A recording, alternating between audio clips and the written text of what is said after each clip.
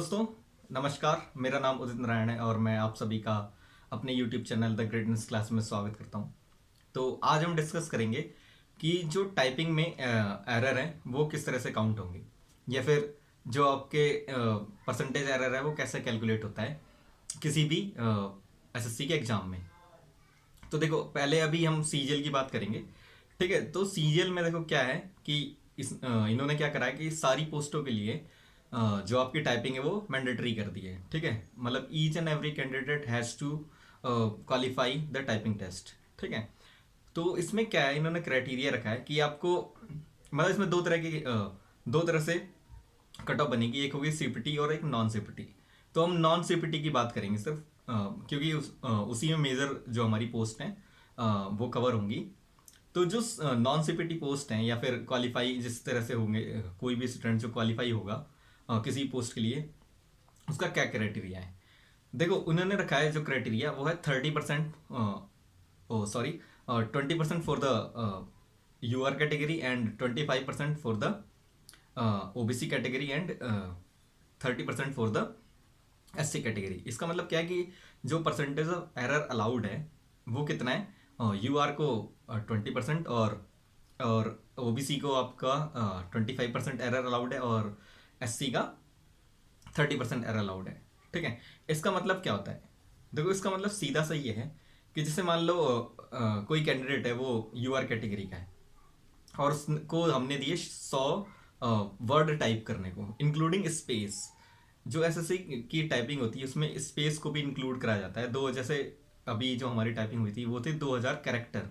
2000 character का मतलब कि जो आपके वर्ड हैं वो तो कैलकुलेट होंगे ही, लेकिन जो उसमें आप स्पेस मारते हो वो भी एक वर्ड की तरह काउंट होता है। यानी 2000 कैरेक्टर आपको टाइप करने थे 15 मिनट में।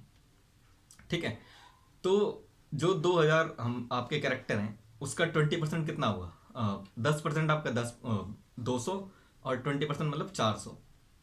यानी कि अगर आप 400 कैरेक्टर का एरर करते हो तो भी आप पास हो जाओगे, किससे, यूआर कैटेगरी से। ठीक है, इसी तरह से अगर आप ओबीसी कैटेगरी से तो आप 25% एरर पे पास हो जाओगे।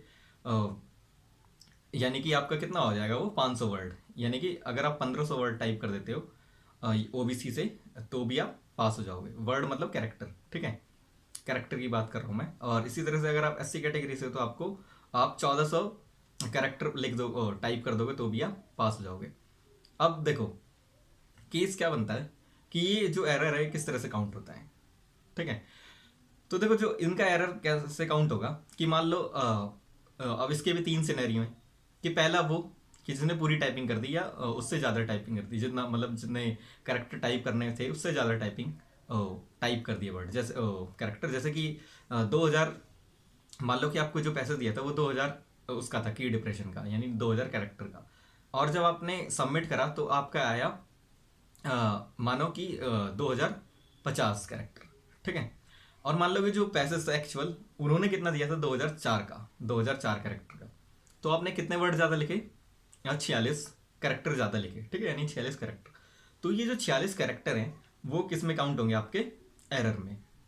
यानी ये जो 46 हैं ये तो आपके सीधे सीधे एरर में चले जाएंगे। मतलब कि अब 46 कितना हो गया आपका, ये 20 और 20 40, यानी आपका 2% के अराउंड, 2% के अराउंड ये 2.5% के अराउंड हो गया 46 कैरेक्टर। यानी कि 2.5% एरर ये हो गया।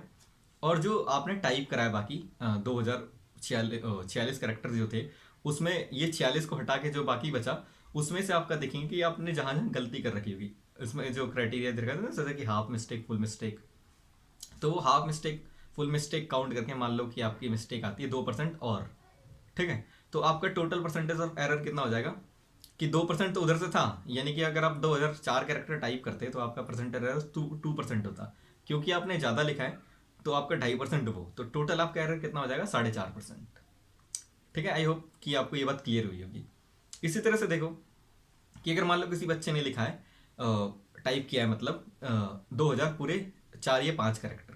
ठीक है, तो उसका क्या होगा, उसने वर्ड तो पूरे एग्जैक्ट टाइप कर दिए, बट जो उसका एरर परसेंटेज काउंट होगा, परसेंटेज एरर काउंट होगा, वो कैसे होगा कि जो उसने टाइप करा था उसमें जितना उसकी फुल मिस्टेक और हाफ मिस्टेक होगी उसको वो इवेलुएट करेंगे, और जितनी आपकी मिस्टेक परसेंटेज एरर होगा उसको आपके रिजल्ट में दिखाएंगे। जैसे कि मान लो कि उसके 10 वर्ड गलत होते हैं, जिसमें 5 हाफ मिस्टेक और 5 फुल मिस्टेक। तो ये आपकी कुल मिला के वो वर्ड के मतलब जो कैरेक्टर होते हैं, मतलब जो वर्ड होता है, जितने आपने से 10 वर्ड गलत करे तो वो उसमें 10 वर्ड में कितने कैरेक्टर है, मतलब कितने वर्ड काउंट हुए। जैसे कि आपने द गलत लिखा है ना, THE को HTE लिख दिया, तो आपकी ये 3 और एक 4 स्पेस को काउंट करके, यानी ये 4 कैरेक्टर का एरर हो गया। तो इस तरह से वो जितने आपके एरर होंगे उसको ये काउंट करेंगे। ठीक है, ये हो गया दूसरा सिनेरियो। तीसरा सिनेरियो क्या है कि आपने मान लो आप लिख के ही आए हो, मतलब टाइप करके ही आए हो 1800 कैरेक्टर। ठीक है, आपके 200 कैरेक्टर कम रह गए जितना उन्होंने पैसेज दिया था। ठीक है, तो जो आपका 200 कैरेक्टर कम रह गया है ना, वो तो पूरा पूरा एरर में चला गया।